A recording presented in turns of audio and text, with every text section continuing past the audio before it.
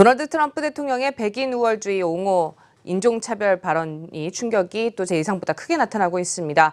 이 시간을 통해서 미국 경제가 안 좋다는 진단과 함께 올 하반기에는 트럼프노믹스가 그 어느 때보다도 절실하다고 말씀을 드린 바 있는데요.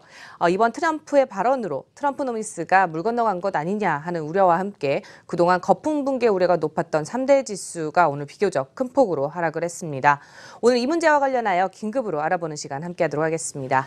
도움 말씀 위해서 오늘도 한국경제신문의 한상준 논설위원 자리해 주셨네요. 위원님 안녕하세요. 네, 안녕하십니까? 네, 오늘 비교적 좀 심각한 것 같습니다. 1%가 넘는 하락세를 좀 보여줬는데요. 3대 지수 이렇게 하락하게 된 요인으로 무엇을 좀 짚어볼 수 있을까요? 사실은 그 다음 주에 있을 잭슨 홀 미팅 앞두고 네. 미국의 경기라든가 전망이라든가 통화 정책 어떻게 할 것이냐 굉장히 혼란스러워서 작년 4월 달에 있었던 그 빅4 간담회, 빅4 간담회는 사실 미국의 페드의 그 총재 중에서 페드 의장 중에서 가장 좋은 평가를 받는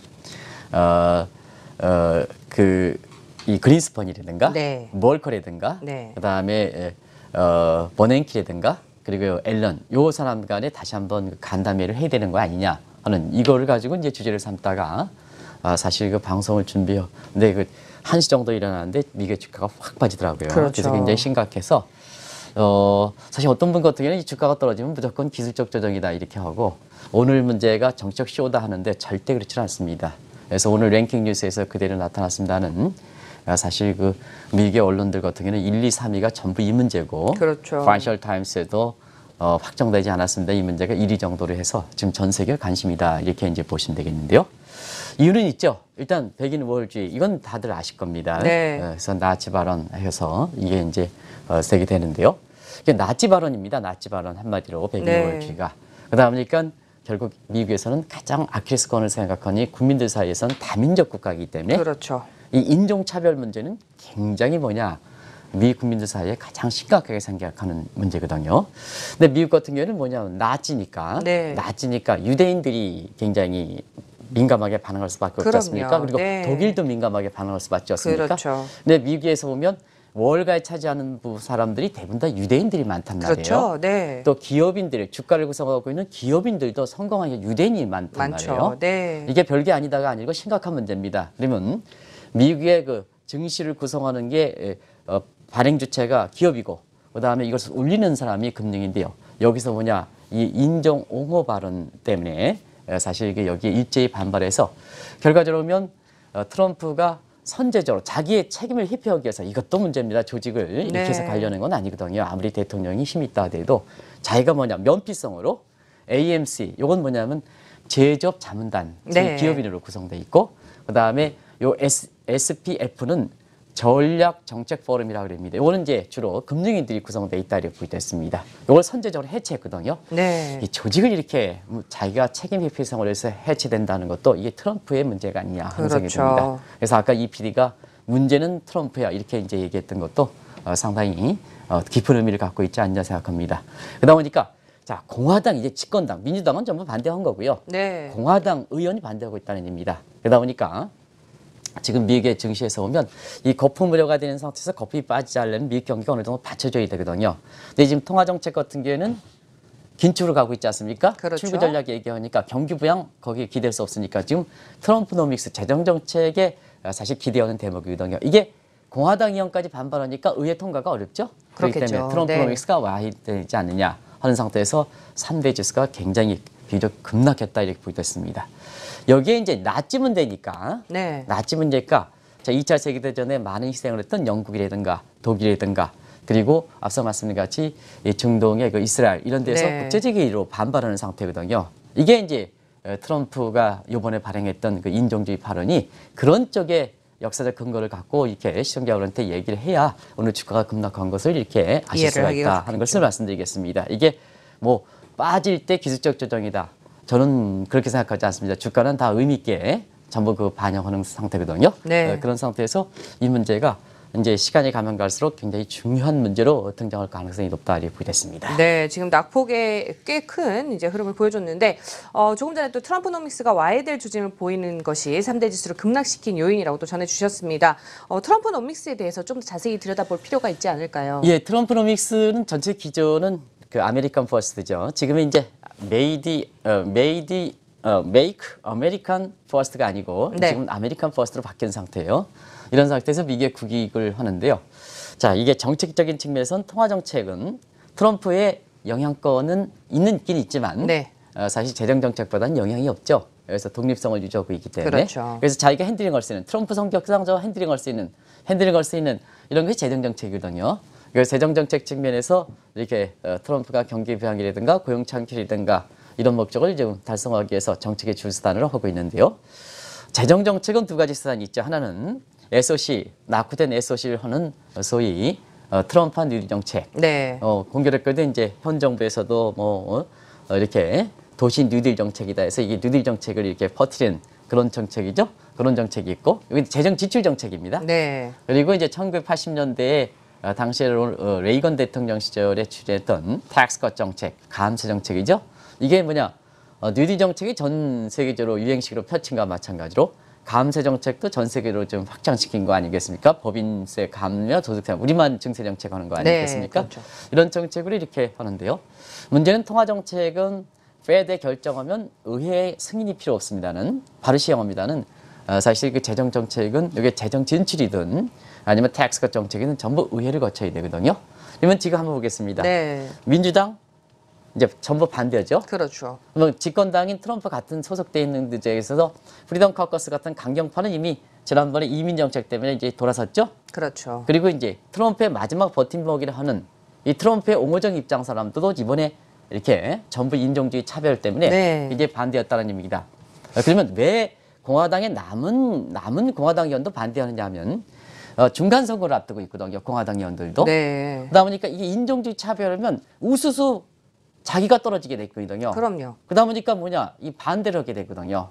그렇기 때문에 이 트럼프노믹스가 사실 미국 증시에 이렇게 그 버팀목 역할, 증시 거품도 붕괴되는 것을 좀 방지하고 또 경기가 안 좋은 거를 좀 부양시켜야 되는데 요게 희망축이었었는데요. 네. 희망축에서 요게 좀 흐트러지지 않느냐 해서 사실 주가가 비교적 많이 떨어진 배경이다 이렇게 보게 됐습니다. 네, 또 앞으로 백인 우월주의 용어와 또 기업인들의 반발은 트럼프 대통령이 쉽게 해결하기 어려울 것이다 이런 우려들도 나오고 있습니다. 근데 왜 이런 우려들이 나오고 있는지 좀 더 심층적으로 이제 분석을 해보면요. 예, 백인 우월주의 그 인종차별 발언이 왜 그랬을까 하는 측면에서 보면 자 트럼프 자신은 몰랐을까 하는 측면에서는 네.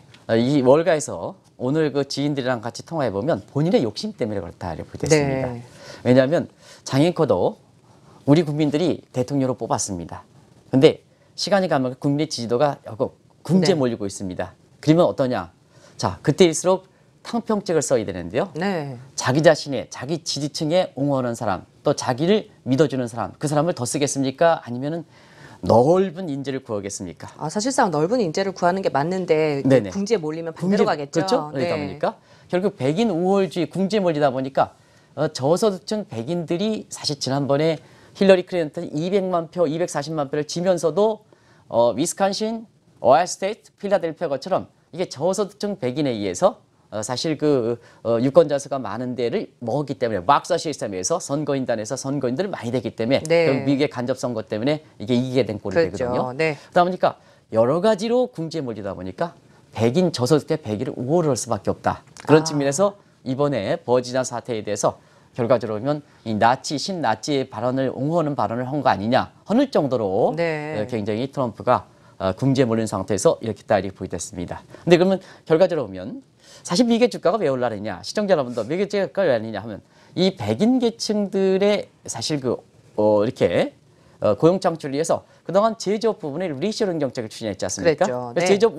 제조업 우대 정책인데 기업이 반발하고 나간다는 얘기입니다. 네. 그리고 전통적으로 보면 공화당의 전통적 민주당과 달리 친기업 정책, 친원가 정책이라 그러죠. 그렇죠. 그럼 오늘 그 각종 매스컴에서 이렇게 보면 친기업 정책을 흐트러뜨린다 이렇게 얘기 나오지 않습니까? 네. 바로 그런 측면이다 이렇게 보게 됐습니다.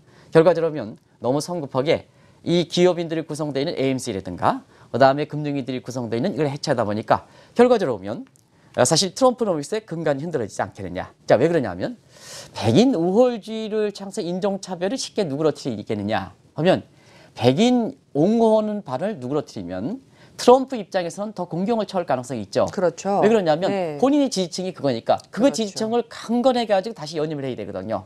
근데 지금 사태를 이렇게 국면을 진정시키려면 사실상 뭐냐 그 정책은 그거 백인 정책이라든가 고용 문제는 좀 약화시켜야 네. 이 인종차별 문제가 조합이 된다는 얘기거든요. 조합. 그렇죠. 조합이 된다는 얘기거든요.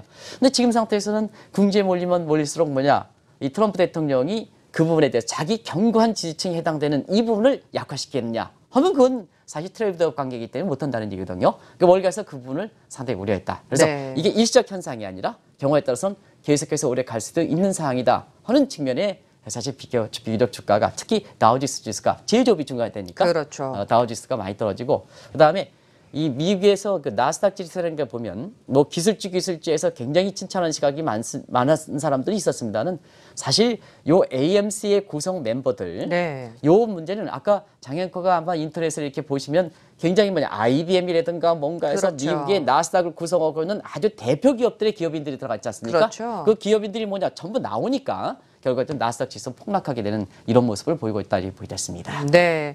사실상 그 어느 때보다도 트럼프 노미스가 절실한 상황인데 지금 보면 이제 거의 근간이 흔들리고 있다 이렇게 봐야 될 것 같습니다. 향후에 또 미국 경기가 더 안 좋아지진 않을까 이런 우려들도 나오고 있고요. 네, 이 대목은 이제 그동안 많이 돼서 교정이 되신 것 같아요. 네. 미국 경제 안 좋죠, 지금. 그렇죠. 미국 경제가 안 좋아서 이제 많은 사람들이 이제 유럽 경제보다 미국 경제가 안 좋다 이렇게 하죠. 자, 그러면 미국 경제가 안 좋은 것을 좀 그동안 많이 말씀드렸기 때문에 간단히 스케치해 드리겠습니다. 자, 1분기 유럽보다 안 좋죠? 2분기도 예상치보다 밑돌았죠? 그냥 자막 보고 이걸 많이 말씀드렸기 때문에 네. 그냥 빼겠습니다. 내년도 한번 보세요. 내년도에 올해 2.1%, 내년 2.1%. 그렇죠. 성장 회복되지 않는다. 네. 질적으로도 들쑥날쑥하다. 스네이크형 경제라 하죠, 네, 질적으로. 그렇죠. 사실 스네이크형 경제거든요. 그러니까 이런 상태에서 미국 경제를 끌어올리려면 어떻습니까? 끌어올리려면 인위적으로 저렇게 경기가 안 좋은 상태에서 끌어올리려면 어떻게 됐습니까? 자, 통화정책 지금 금리를 내릴 수 있습니까? 어렵죠. 어렵죠. 올리는 네, 상태에서. 그럼요. 돈 다시 풀 수 있습니까? 그것도 어렵죠. 어렵죠. 그런 상태에서 보면 오히려 뭐냐 두 가지 각도. 하나는 재정정책 쪽으로 해야 되거든요. 근데 트럼프 노미스가 흔들린다는 의미입니다. 네. 그리고 기업과 금융, 경제활동 주체에서 부가가치를 창출하는 것이 기업인이거든요. 제조 우월 정책을 했으니까 제조업 관련된 기업인이거든요. 그 사람들 용기를 북돋아줘야 되는데요. 저렇게 AMC라든가 SPF, 죠. 네. SPF 같은 것을 기업인들 내몰려 버리다 보니까 어떻게 하겠습니까? 결과적으로 보면 미국이 이렇게 성장률을 추가적으로 끌어올린 데는 자 지금 네. 마지막으로 희망사항을 그동안 많은 사람들이 얘기했죠. 트럼프 노믹스를 마지막 버팀목으로 생각하고 그렇죠. 있는데요. 이게 결과적으로 의회 통과가 어렵은 게 아니냐. 그래서 트럼프에 대해서 절실한 상황에서 이렇게 인종차별 발언에서 공화당의 남은 사람까지 반발하다 보니까 네. 의회 통과가 어려서 그 마지막 희망이 꺾일지 모른다 하는 이 우려 때문에 오늘 주가가 비교적 많이 떨어졌다 이렇게 보여졌습니다. 네, 지금 뭐 미국 기업들의 실적도 질적으로 안 좋다라는 평가가 계속해서 나오고 있는데요. 뭐 기업인들의 반발도 또 만만치가 않은 것 같아요. 네, 기업인들 반반 만만치 네. 않죠. 자, 지금 실적이 증가했긴 했지만 이게 진짜 트럼프 정책 때문에 트럼프가 유해진 정책 때문에 그러느냐 또 미국의 그 기업들 실력이 늘어나서 그런 거냐 그렇지 않지 않습니까? 그죠? 그럼요. 우리가 네. 지난번에 보지 않습니까? 미국도 올해 다우지수 상승폭의 약 60%가 5대 업종이 차지했다. 그럼 5대 업종은 이제 아시겠죠? 보잉사, 애플, 그다음에 맥도날드, 카터필더 이런 업종들이 되겠죠? 이런 그럼요. 업종들이 이제 5대 업종들이 이렇게 60%를 차지하는데요. 그게 미국 내에서 실적이 좋으면 미국 경기가 그만큼 됐다. 미국 국민들이 써서 그렇게 됐다. 이렇게 보시게 되는데 그러면 견실하다는 얘기입니다. 선순환 네, 구도가. 그렇죠. 근데 뭐냐? 사실상 해외에서 실적의 60%를 차지하고 있다는 얘기입니다.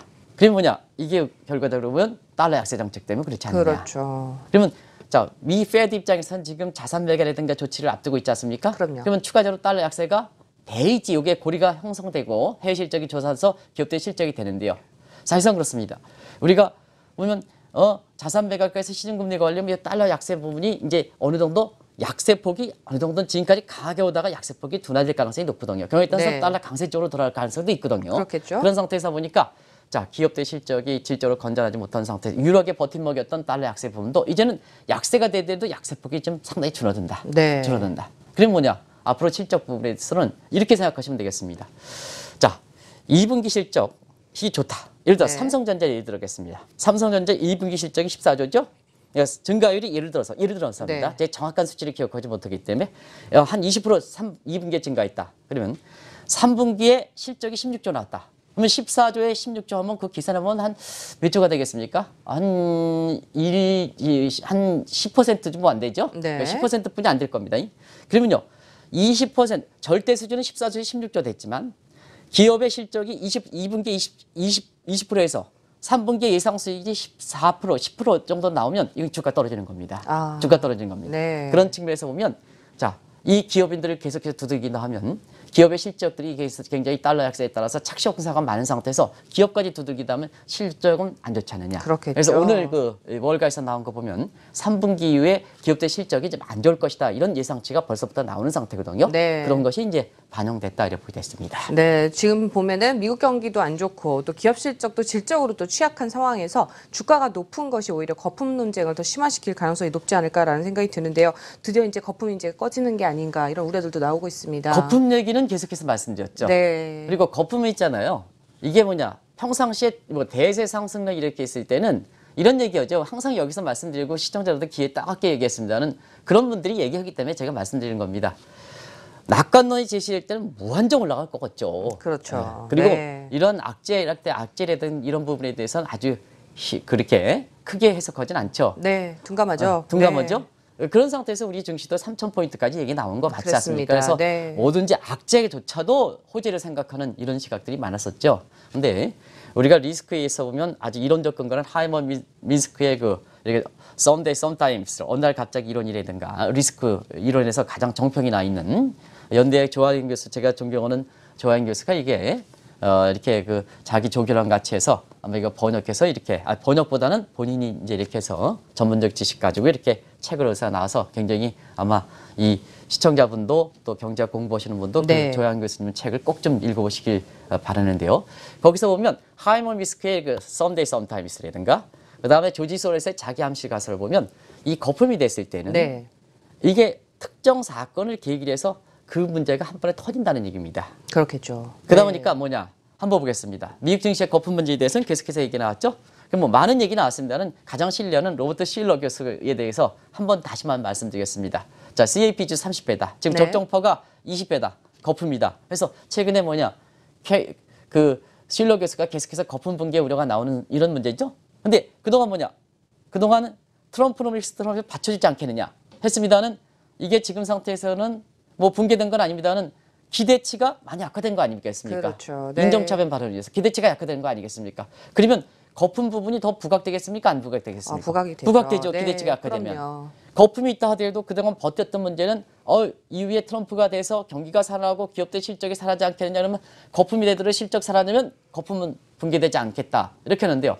지금 상태에서는 이게 인종차별 문제인데 이 나치 발언은 이게 미국 내뿐만 아니라 전 세계 문제거든요. 그럼요. 그러다 보니까 뭐냐 이렇게 우려 때문에 이렇게 주가가 떨어지는 이런 배경이 된다. 거품이 이렇게 되면서 그런 측으로 이제 이해할 필요가 있지 않냐 생각합니다. 네, 이번 인종차별 발언 그 누구보다도 트럼프 대통령이 궁지에 몰리고 있습니다. 기업인과 금융인뿐만 아니라 핵심 지지층도 좀 이탈할 조짐을 보이고 있죠. 지금 좀 사태가 좀 심각해지는 것 같아요. 네, 사태가 이제 심각하죠. 왜냐하면 지금까지 이렇게 트럼프가 2차 노믹스인데 오늘 보세요. 랭킹 뉴스에서 앞에서 보면 네. 탄핵설 소추가 1등으로 가 있죠. 그렇죠. 지금. 네. 이게 지금 트럼프의 입장을 반영하는 겁니다. 그러면 한번 보겠습니다. 자, 올해 이제 출범 이후서부터 가장 먼저 반기를 든 게 이제 사법부죠. 그렇죠. 행정명령으로 발동했던 이민물에 대해서 사법부가 발령했죠. 연방법원이 대표적으로 거부했기 때문에. 그리고 이 트럼프 케어 문제에 대해서 공화당 내에 사실 프리덤 커커스가 반대를 했죠. 네. 그리고 국민의 지도가 출범 이후에 국민의 지도가 지금 36%뿐이 안 납니다. 네. 문재인 대통령이 이제 어제 100일을 맞았습니다는 80%죠. 엄청 높은 겁니다. 근데 그렇죠. 이제 36%니까 이게 역대 대통령 중에서 6개월 지나면서 가장 낮은 거예요. 국민도 외면하고 있다. 국민도 외면하고 있다. 골스 패널 지역은 외면하고 있다. 네. 이런 상태거든요. 그리고 국제적으로도 G22, G1 플러스 G19 이렇게 되죠. G1은 미국이고 나머지 국가는 전부 그렇죠. 돌아선다. 이런 네. 얘기입니다. 그러면 이제 마지막으로 버틸 게 트럼프 대통령이 자기 수첩에서 이제 지금 6개월 동안 엄전했던 인선 문제 아니겠습니까? 그렇죠. 인선 문제인데요. 자, 배넌 돌아섰죠. 네. 배넌설의 정면에 돌아섰죠. 왜냐하면 자, 군사 옵션이 트럼프 대통령은 준비되어 있다 하는데요. 정면으로 옵션이 준비되어 있지 않다. 이렇게 네. 얘기했지 않습니까? 그렇습니다. 그래서 지금 백악관 고문으로 이렇게 물러나기로 했습니다는 정면을 가장 밀었던 사람이거든요. 왜냐하면요. 장애권도 있잖아요. 이 트럼프 대통령이 실제로 그렇게 그 대통령직을 할 수 없기 때문에 누가 실제 대통령이냐 했을 땐 초반에서는 매너니 됐습니다. 미국의 코미디 프로라든가 뭔가 하면 트럼프는 명색이 그냥 얼굴만 마담이고 네. 매너니 뒤쪽에서 다 얘기하는 걸 그냥 이렇게 해서 말만 하는 그런 코미디 프로가 유행했거든요. 네. 그렇게 믿었던 사람을 돌려놓은 겁니다. 그리고 게리콘은 앤리스죠. 네, 물론 그렇죠. 백악관에서 일축하긴 했습니다는 게리콘 자체는 사실 서로 마음이 이미. 떠나가 있다는 걸 그렇죠. 이렇게 했는데요. 티가 백악관이 워낙 미국의 앤리스라는 기관에서 사실 게리콘을 트럼프 대통령이 믿었기 때문에 사실 일축하는 문제지 아직 이 문제 참 확정된 게 아니거든요. 그렇죠. 게리콘의 입장이 스스로가 내가 사임을 안 하겠다 하는 이게 아니고 백악관에서 일축한 거거든요. 네. 지금. 그리고 민우신도 지금 민우시라는 사람은요 금융위를 외면하면 안 됩니다. 그럼요. 그래서 금융위를 네. 왜냐하면 지금 골드만삭스라든가 게리콘이라든가 민우시라든가 그다음에 사실 SPG 거기에 소속되는 게 대부분 다 골드만삭스라든가 이런데 전부 가입돼 출신들이죠. 있거든요. 네. 그쪽 외면하다 보니까 자영의 민우신도 재무장관을 좀 사퇴해야 되는 거 아니냐 이런 추측들이 나오는 거거든요. 네. 결과적으로 보면 시청자 여러분 모르겠습니다. 우리가 보면 로빈슨 크루소라고 알죠? 네. 그 외딴 섬에서 본인이 혼자 있죠. 얼마나 외롭겠습니까? 그렇죠. 그죠? 네. 외롭겠습니까? 근데요.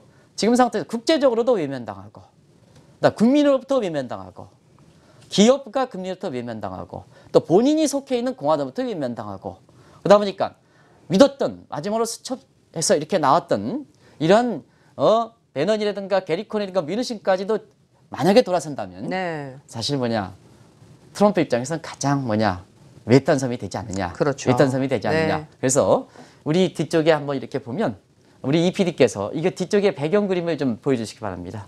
배경 그림을 이렇게 보여주시면요.